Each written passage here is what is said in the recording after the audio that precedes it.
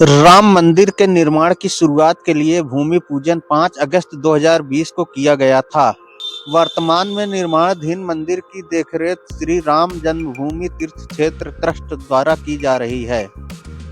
मंदिर का उद्घाटन 22 जनवरी 2024 को निर्धारित है।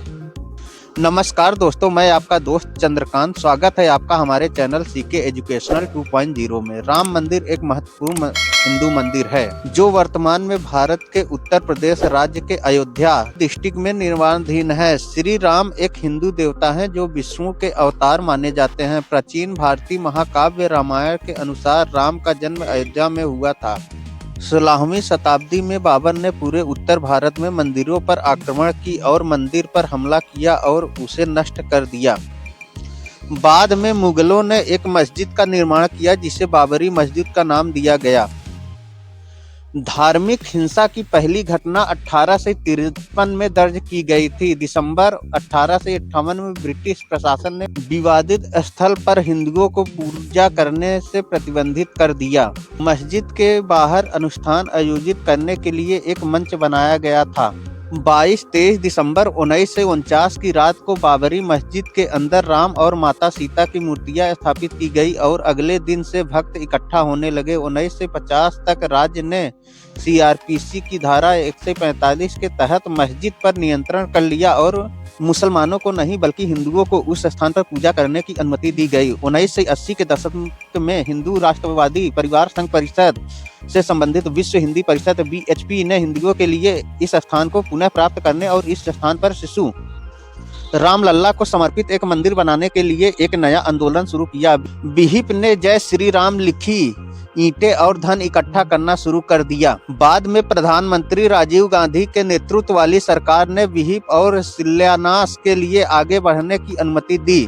तत्कालीन गृह मंत्री बूटा सिंह ने औपचारिक रूप से विहिप नेता अशोक सिंघल को अनुमति दी। प्रारंभ में भारत सरकार और उत्तर प्रदेश सरकार इस बात पर सहमत हुई थी कि शिलान्यास विवादित स्थल के बाहर किया जाएगा। हालांकि 9 नवंबर 1989 को BHP नेताओं और साधुओं के एक समूह ने विवादित भूमि के बगल में 200 मीटर गड्ढा खोदकर आधारशिला रखी। वही गर्भगृह का सिंहद्वार बनाया गया। इसके बाद विहिप ने विवादित मस्जिद से कच्ची जमीन पर एक मंदिर की नींव रखी। 6 दिसंबर 1992 को BHP और भारतीय जनता पार्टी ने इस स्थल पर 1,50,000 स्वयंसेवकों को शामिल करते हुए एक रैली का आयोजन किया जिन्हें कर सेवकों के रूप में जाना जाता है।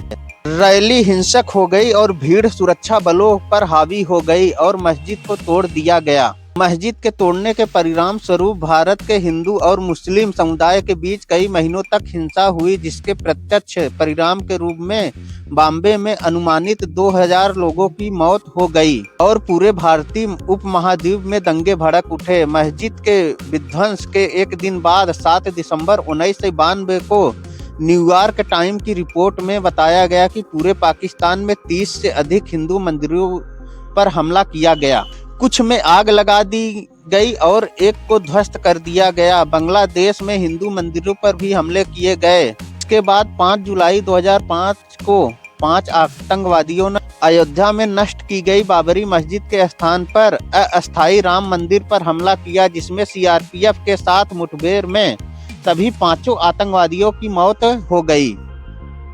इस मुठभेड़ में एक आम आदमी की मौत हो गई और 2 CRPF जवान भी गंभीर रूप से घायल हो गए। भारतीय पुरातत्व सर्वेक्षण ASI द्वारा 1978 और 2003 में की गई 2 पुरातात्विक खुदाई में इस बात के सबूत मिले कि इस साइट पर हिंदू मंदिर के अवशेष मौजूद थे। पुरातात्विक के मोहम्मद ने कई वामपंथी झुकाव वाले इतिहासकारों पर निष्कर्षों को कमजोर करने का आरोप लगाया। इन वर्षों में विभिन्न शीर्षक और कानूनी विवाद हुए, जैसे कि 1993 में अयोध्या में निश्चित क्षेत्र के अधिग्रहण अधिनियम का पारित होना। 2019 में अयोध्या विवाद पर सुप्रीम कोर्ट के फैसले के बाद ही यह तय हो गया था कि विवादित जमीन राम मंदिर निर्माण के लिए भारत सरकार द्वारा गठित ट्रस्ट को सौंपी जाएगी। ट्रस्ट का गठन श्री राम जन्मभूमि तीर्थ क्षेत्र के नाम से किया गया। 5 फरवरी 2020 को भारत की संसद में यह घोषणा की गई कि भारत सरकार ने मंदिर निर्माण की योजना स्वीकार कर ली है। 2 दिन बाद 7 फरवरी को नई मस्जिद बनाने के लिए 5 एकड़ जमीन आवंटित की गई, अयोध्या से दूर धनीपुर गांव में। तो दोस्तों, कैसा लगा आज का टॉपिक? आशा करते हैं आपको अच्छा लगा होगा। अच्छा लगा तो लाइक, सब्सक्राइब और शेयर जरूर करिएगा। मिलते हैं फिर किसी टॉपिक पे, तब तक के लिए नमस्कार दोस्तों।